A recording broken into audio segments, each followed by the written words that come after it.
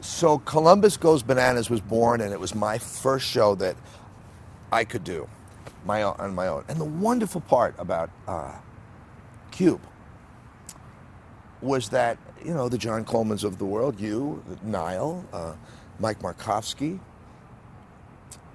I guess Ed Anderson, allowed us to do this. I mean, and I think we did some pretty good stuff. It wasn't a coincidence that we did well. It really wasn't.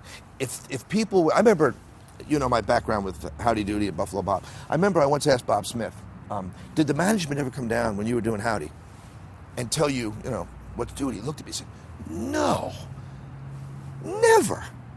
You know, which today, of course, is so ridiculous. And that's how it was at QUBE.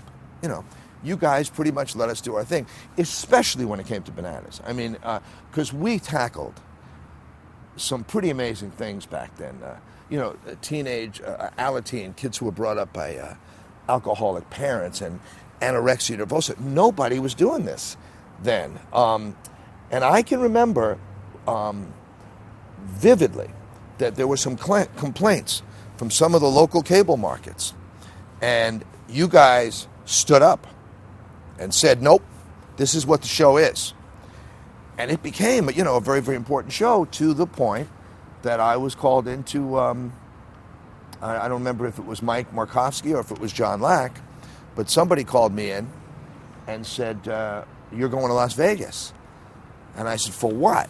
And they said, you won the very first Cable Ace Award, which was for Entertainment Show of the Year. We didn't. Who knew what an award was? The Cable Ace Award. And of course, the Ace Award became very big. It's not now, but it became very big. But I can remember when I accepted it, I think maybe there were about 70 people in the audience. That's all. And then when we were in Vegas, we did a special for Warner with the Pointer Sisters and Chic through Warner Electra Asylum. So, you know, it wasn't a mistake. You know, it wasn't a coincidence that you guys let us do what we were doing, and I think we did a good job. Along with, you know, gosh, I can't sit here and not mention Jeff Bolton, who was amazing. Because, you know, people forget, we were live every day, and there were no commercials. So if you had to get a stool from one side of the studio to the other, you had to think about that and know what you were doing, you know? And, oh, God, this girl, Julie, was one of the producers, Kathy Stone, Milani Shockley, I haven't thought of these names in so long, but these people were amazing. I mean, worked their tails off, and you know, I certainly got some credit for it, but they worked real hard. And Bananas then became, when we finally got up on the bird, as we said, and we became, you know, we started the whole Nickelodeon network, which people don't realize that that's where it came from. It was Niall Henson, and I don't even know if he'll remember this, who came up with America Goes Bananas. You know, we were Columbus Goes Bananas when we were just in Columbus, but I remember sitting in his office and said, we can't call it Columbus Goes Bananas. And he looked at me and said, well, what about America Goes Bananas? I said, okay. You know, that was the meeting we had, by the way. You know, it lasted about, but that's why all this worked. Because had we thought about this, we'd have screwed it up, you know, if we really thought about it. And, you know, so everybody, I mean, it was a family. I mean, I don't remember a lot of major fights going on back then. I don't remember a lot of major egos. Maybe there was, but I don't remember it. Everybody seemed to get along. You know, you'd say, you know, you got to have Red Jameson on to promote this show, and you'd say, you know, send Michael Young or Randy Hamilton over to do that one over to Old Tangent River, and we did. Nobody ever said, I'm not having him on, or it all, you know, it all worked. People. How did you get your staff for Bananas? Who were they? Did you hire anybody? Do you remember who were the key players for? Well, I think I just mentioned them. Jeff Bolton, who, for me, to this day was one of the best directors I ever worked with. You know, today a director has to know everything. Where they're going to be, where they're going to be, and then at the end of the day, don't worry about it. We'll fix it later, you know, in post. Jeff knew how I worked. I had a tremendous respect for Jeff, and I think Jeff had a respect for me. And I remember him saying, "Don't worry, just don't worry, follow it." And they'd follow us, and you know, we knew where we were going, but there were times that I'd say at a moment's notice, "Let's do so and so." Jeff was there. So Jeff is the director. He really was something. He really was.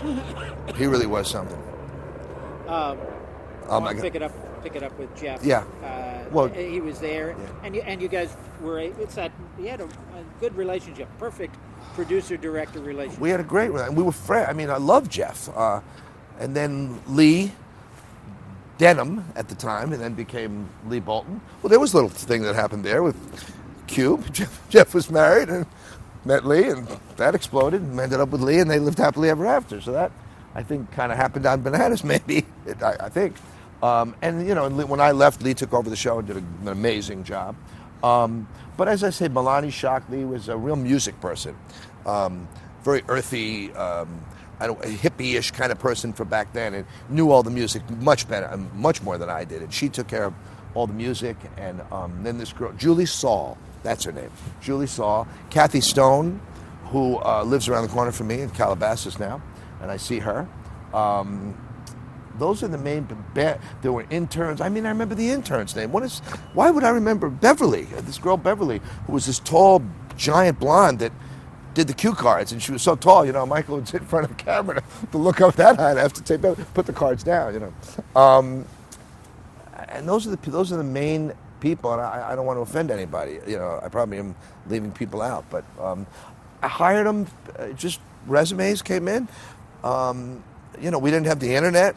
We couldn't look up things like that then. We just, the staffs, when they produced the shows, there was no internet. If we had to find, you know, if you wanted a guest whose father was an alcoholic, you had to go find that person. And they did. And we did a lot of that. I mean, I was most proud of the serious stuff that we did. We got these kids to really open up and talk about their parents and their upbringing and, you know, eating disorders and all those kinds of things. So it was good stuff.